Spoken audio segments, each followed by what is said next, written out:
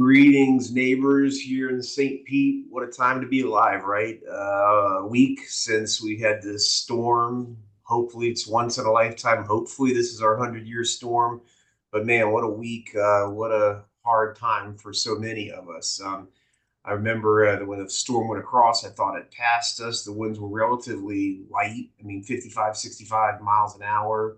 And then as it went north, we think, wow, we kind of dodged a bullet. Well, it's 2 a.m. when I got woken up to say our house, like so many other houses, are underwater. The report is that 18,000 housing units in Pinellas County are uninhabitable or damaged. Multiply that by 3.2 people, gives you a sense of how much displacement and how hard things are.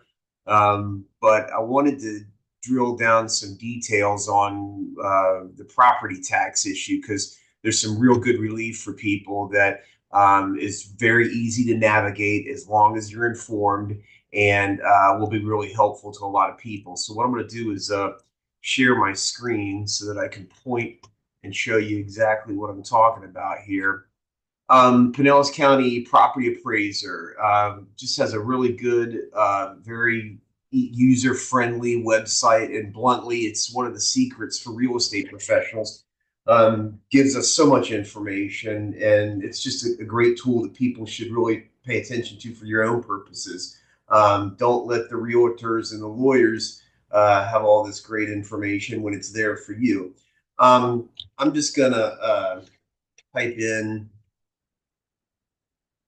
something here, just to give you an example. I'll start with you all. Typing in an address allows you to get started, and then you can navigate through, and then I'll go immediately over to where all the fun stuff is. So we'll just scroll all the way out. You guys can notice this. Obviously, these areas here is where all the flooding occurred, and it's interesting when you look at the map, and you can kind of get a sense of how the water flowed across. These topo maps are interesting, but anyway, here's where it is. That's where all the fun was. Water coming in through the bay, and then just hitting these areas, passing through the little barrier thing, and then swamping, basically everywhere east of 4th Street underwater. Not fun, but is what it is. So anyway, let's drill down and talk about the property taxes. So, this entire area of Shore Acres, devastated. Our entire area, Snail Isle, devastated. All these areas and the flooding through all that. Question that this little video here wants to answer is this issue regarding property taxes. And I'm just going to pull any property out of the blue here. You go into this corner and put your address, and then I'm just going to pull this up. The interesting thing, this is all public information, and so everybody's got access to it. But what I really want to help people understand is this FEMA 50% rule. Essentially what it says is you may not build more than 50% above what the taxable value is. And so those figures are down here. But more importantly, they will print out and give you an exact calculation. So there's no question mark. Here's the link right here. You see this little pull down there. And then watch this. It's fascinating. Boom. It prints up right here and will tell you exactly what it is. Oh my God. Talk about okay, so great example. So here again, this just house that I picked out randomly in Shore Acres, nice house that someone's living in, just market value of 230,000. You print up the letter, and under the 50% rule, the preceding value would not allow improvements not to exceed $16,000. I mean, are you kidding me? But that just gives you a sense of what the problem is. Bluntly, we know that one of the issues is we're afraid of continuing to, we taxpayers, you know, federal government continuing to pay claims in these areas. And that's just a really stark example right there. This is another one that I pulled up, but you know, $96,000 on that particular house, and here's the where the rubber hits the road. I think. I mean, let's assume that on this particular property, there's a claim that was filed. Adjuster comes in, adjuster determines the damages. Most of the stuff is really black and white, right? So drywall clean out, $10 a square linear foot times 1,000 square foot or whatever this is, $10 a square foot. Added a bathroom at 5 grand or whatever, 10 grand, added a kitchen at 20 grand. And once those line items total up, can't total up more than 16,000. I think where that would really become black and white is when you tried to repair, and then you tried to get a certificate of occupancy. You try to get those permits closed out after the fact.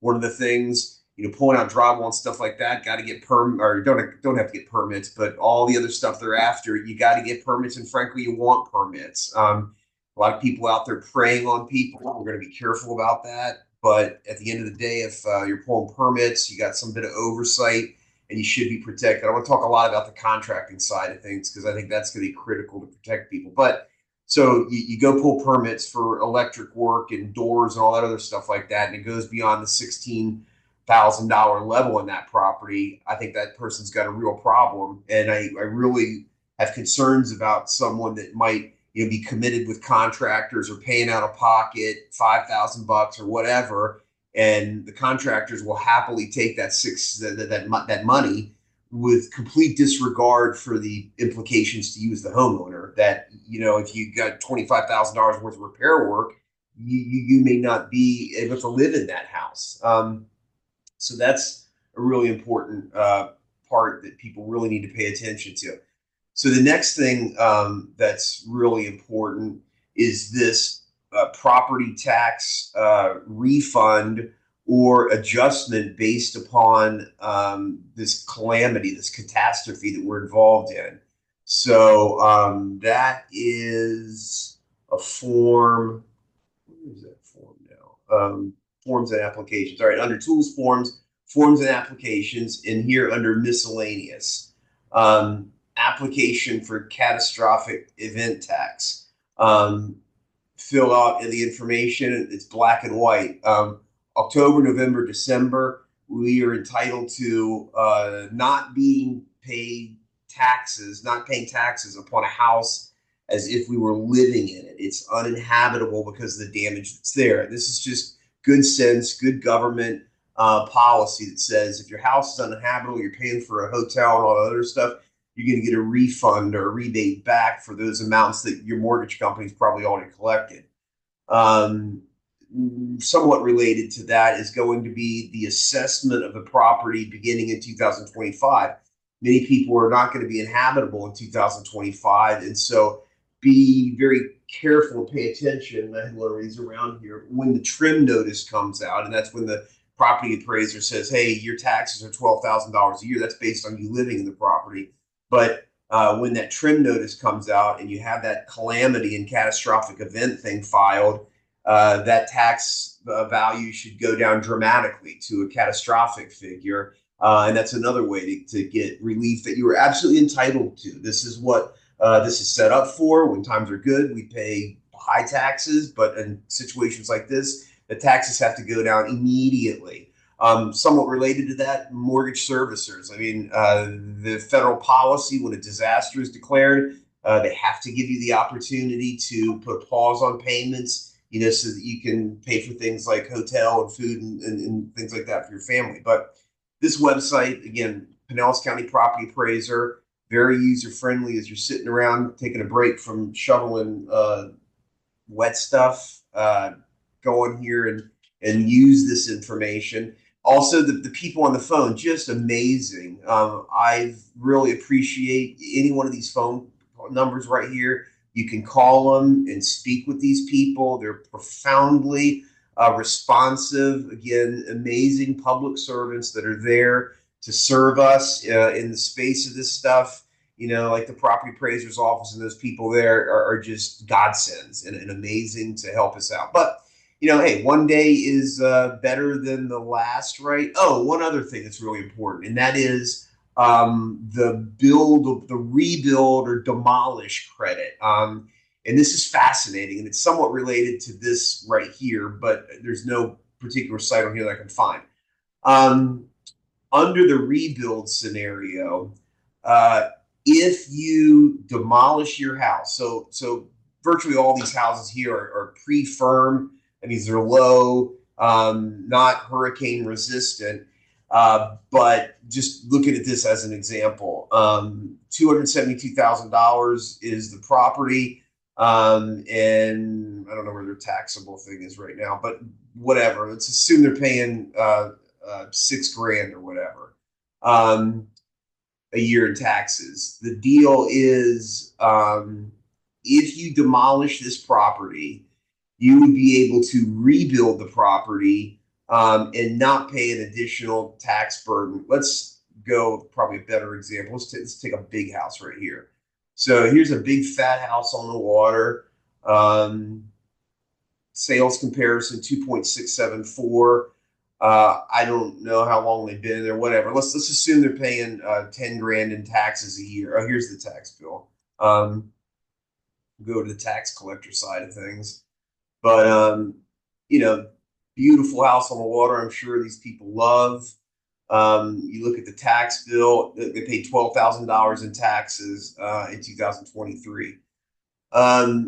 What this rebuild scenario allows you to do is, if this is not a post-firm or leveled house that's resilient, you could rebuild the house to the higher code and lock your taxes in exactly where it would be.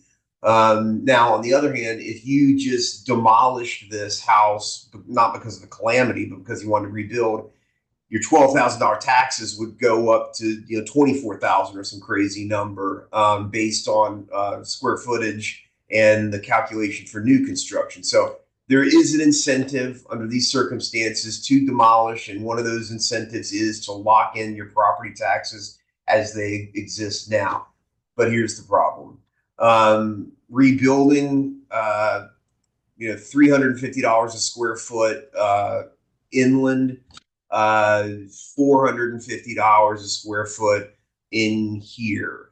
So you do the calculation based on 3,000 square foot times $400 a square foot. That's what the problem is. So it'd be nice to rebuild, but the numbers are just very difficult to reconcile. Anyway, fun stuff. It's going to get better tomorrow, and look, it's sunshiny out there. That's why we live here, and there's palm trees, and everything's going to dry out until the hurricane comes.